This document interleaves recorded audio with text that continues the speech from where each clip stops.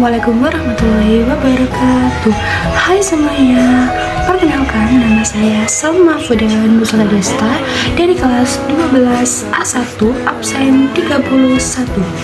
Pada video kali ini saya akan menjelaskan bagaimana proses fermentasi pada tape ketan. Selamat menyaksikan. Tape ketan merupakan makanan fermentasi yang diolah secara tradisional. Tape ketan ini memiliki aroma alkohol dan memiliki rasa yang sangat manis ketika sudah matang. Tape ketan ini biasanya dikonsumsi secara langsung atau biasanya diolah terlebih dahulu menjadi makanan ataupun minuman. Sebelum kita melangkah ke proses pembuatan, kita juga memerlukan alat dan bahan. Alat yang diperlukan dalam pembuatan tape ketan ini adalah yang pertama adalah dandang atau panci untuk mengukus ketan. Lalu yang kedua adalah baskom untuk mencuci beras ketannya. Selanjutnya adalah nampan untuk tempat ketika ketan sudah dikukus. Selanjutnya yaitu nggak kalah penting adalah kompor, karena kalau mengukus kita perlu kompor. Dan yang terakhir adalah sendok. Jadi sendok ini nantinya akan digunakan untuk proses pemindahan atau pengambilan tape yang diletakkan ke daun pisang. Selanjutnya bahannya adalah yang pertama adalah beras ketan. Ini wajib ada, karena kalau nggak ada kita nggak bisa memulai proses pembuatan. Yang kedua adalah ragi, ini juga penting ya. Terus yang ketiga adalah gula, karena kalau beras ketan yang tidak dikasih gula nantinya pada saat tapenya matang rasanya tidak terlalu manis. Dan yang keempat adalah daun pisang untuk tempat pembungkusan tape. Tapi teman-teman, seiring berjalannya waktu, kadang juga tape ini dibungkus dalam kemasan plastik ya, atau biasanya kayak cup gitu loh. Jadi tidak harus daun pisang. Tapi kalau teman-teman mencari rasa yang tradisional, bungkusnya pakai daun pisang ya. Proses pembuatan tape ketan. Yang pertama adalah cuci bersih beras ketan, lalu kukus hingga matang. Setelah dikukus matang, diamkan ketan terlebih dahulu di dalam nampan. Sambil menunggu ketannya dingin, kita haluskan terlebih dahulu raginya. Setelah dihaluskan ragi, kita campurkan gula ke dalam beras ketan yang sudah dingin.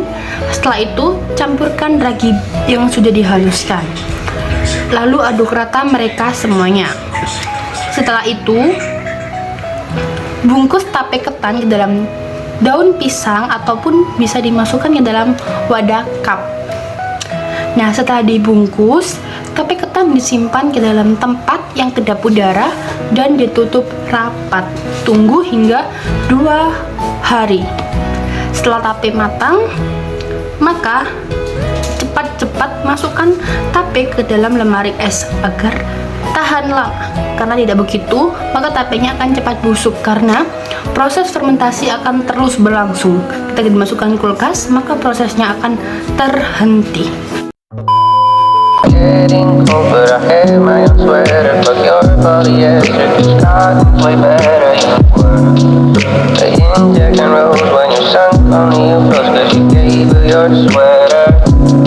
You're lost in this land and trying not to bad, even now it's too late to come back. I'm moved on and I'm better, know my worth, I'm heather, not taken for granted. Eyes blue or brown, can't remember, Lord, I try my back since 3rd of December. Eyes green or gray, can't remember, but I bet you know the color of heather. Eyes blue or brown, can't remember, Lord, I try my back since 3rd of December. Eyes green or gray, can't remember, but I bet you know the color of heather.